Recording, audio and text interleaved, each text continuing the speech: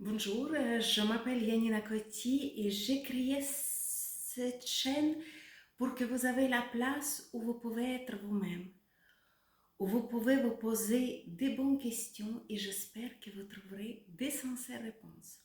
Notre sujet aujourd'hui, c'est l'amour. Qu'est-ce que c'est l'amour?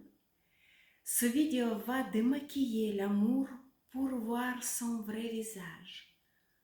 On se met en couple pour survivre, pour combler nos vides, ou parce qu'on est bien ensemble.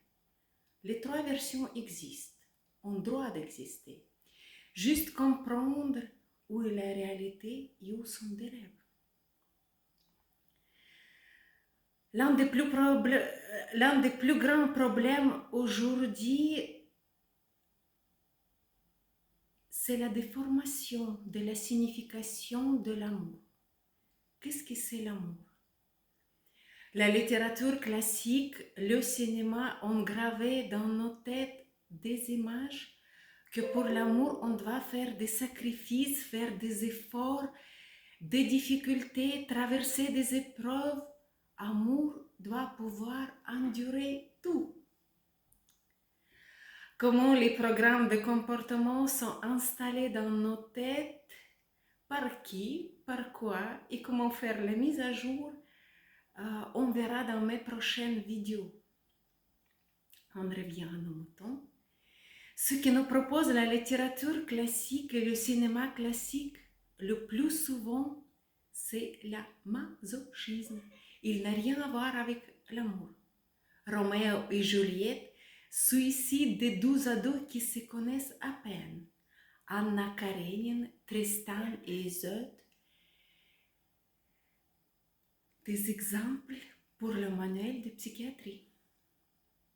Tout ce qui vous épuise, vous fait mal, ce n'est pas l'amour.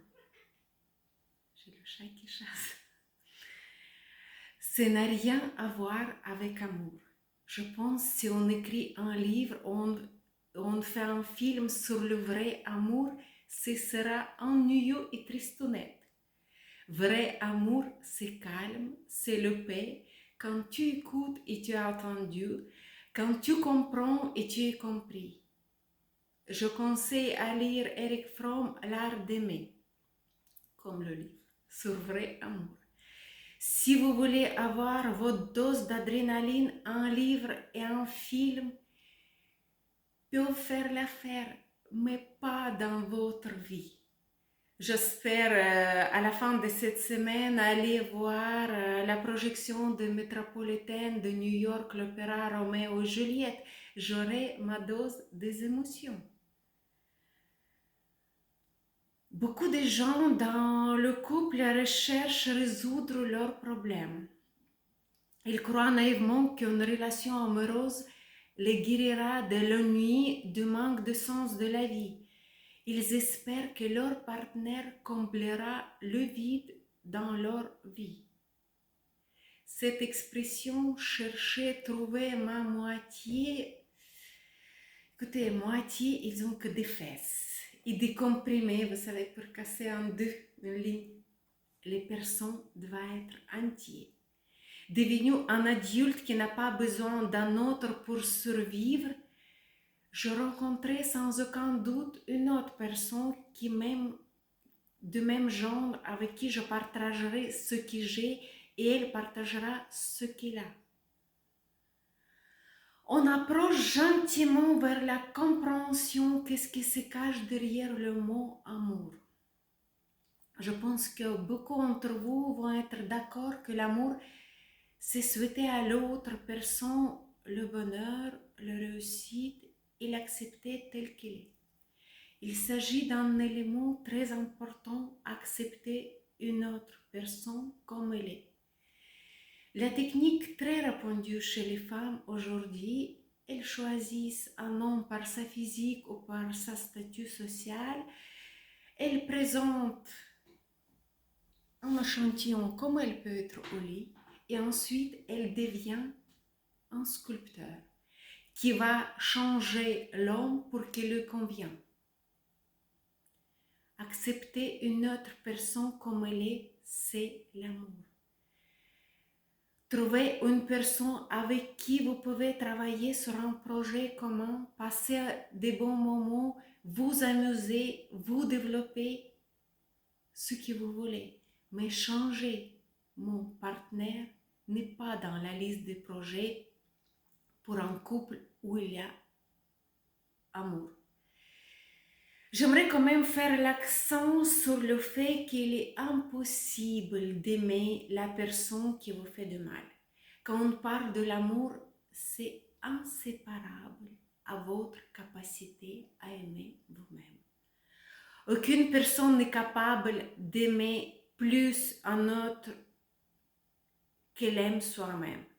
Votre amour vers vos enfants, vers votre partenaire, vers même membre de votre famille ne dépasse jamais votre amour pour vous-même, ni un millimètre, ni un gramme. On prend exemple d'une femme qui m'a écrit je comprends que je suis malheureuse avec mon partenaire, moi je ne peux pas le quitter parce que je l'aime. Je suis malheureuse, je reste avec lui car j'accepte lui comme il est. Ou dans cette situation, vous, comment vous vivez dans le couple, bien ou pas? On peut dire à son partenaire qu'il n'est pas normal que quelqu'un souffre dans une relation amoureuse. Je pense que c'est une phrase la plus importante de ce vidéo. Il n'est pas normal que quelqu'un souffre dans une relation amoureuse. Après, l'homme, il peut s'échanger, il peut partir. Dans les deux cas, la souffrance de cette relation s'arrête. Quand la relation s'arrête, quand la personne qui a encore mal a des forces, il n'est pas totalement écrasé par les souffrances, il peut encore aimer et souhaiter à cette personne le bonheur, la réussite et l'amour, que vous soyez ensemble après ou non. Le souhait le plus répandu pour les ex brûle dans l'enfer. Et elle nous montre que vous avez souffert trop longtemps. L'amour, c'est la capacité d'avancer, de bouger et de s'échanger. Pas changer son partenaire. De se développer avec une idée claire de son bien-être. L'amour nous donne l'opportunité par le regard de notre partenaire d'élargir sa conscience, découvrir des vérités inconnues et devenir une personne au sens plein de terme. Le sens d'une relation dans le couple, ce sont des rencontres, moi avec moi, toi avec moi avec toi avec toi et nous avec le monde. Le mythe selon lequel les deux personnes s'aiment doivent être de même avis doit être démystifié. Ce n'est pas vrai. Aimer une autre personne ne signifie pas penser comme elle. Le point le plus important est le respect mutuel. Il ne sera pas difficile d'avoir le respect, car nous sommes déjà parvenus à l'accord le plus important. Je l'accepte tel que tu es et tu m'acceptes. Cette acceptation nous donne un sentiment de liberté.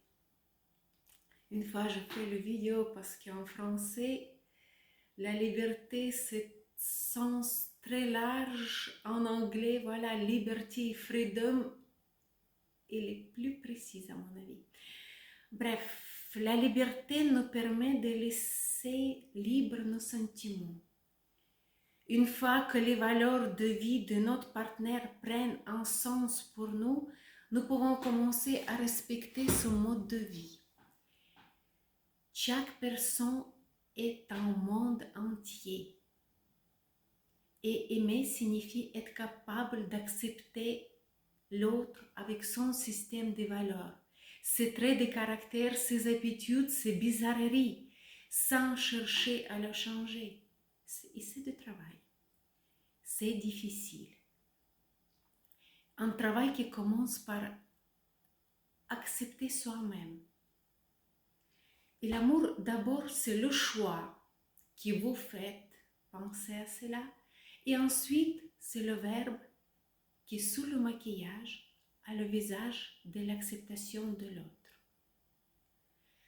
Prochaine vidéo, c'est la vision moderne sur la monogamie et polygamie, la réponse des généticiens. Abonnez-vous sur ma chaîne.